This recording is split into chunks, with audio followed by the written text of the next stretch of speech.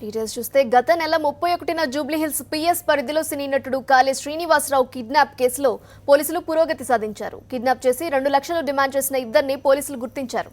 CID విభాగంలో పనిచేస్తున్న జలీల్తో పాటు స్టూడియో 9 ఛానల్ రిపోర్టర్గా పనిచేస్తున్న జగదీశ్వర్ రెడ్డిని విచారిస్తున్నారు. ఈ కిడ్నాప్ కేసులో ప్రమేయం ఉన్న మరికొందరు పరారీలో ఉండగా వారి కోసం పోలీసులు గాలిస్తున్నారు.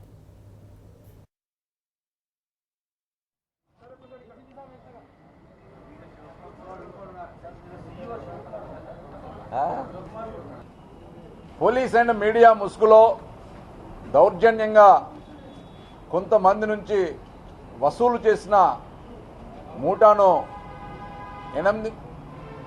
11 మందిని అరెస్ట్ చేసి మరి ఈరోజు కోర్టుకు పంపించడం అనేది జరుగుతోంది.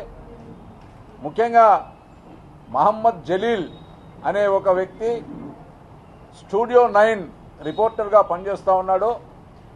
మరి అతనికి సంబంధించి ఒక హోంగార్డ్ సిఐడిలో పనిచేస్తున్న హోంగార్డ్ జహేందర్ రెడ్డి, జగదీశ్వర్ రెడ్డి అనే ఒక హోంగార్డు, మరియు రాజు అనే రిపోర్టరు, ఈ ముగ్గురు కూడా మొదటగా ప్లాన్ చేసి మరి కొంతమంది దగ్గర నుంచి వాళ్ళకు తెలిసిన వ్యక్తులు గతంలో కొంత ప్రాస్టిట్యూషన్ కానీ ఇతరత్ర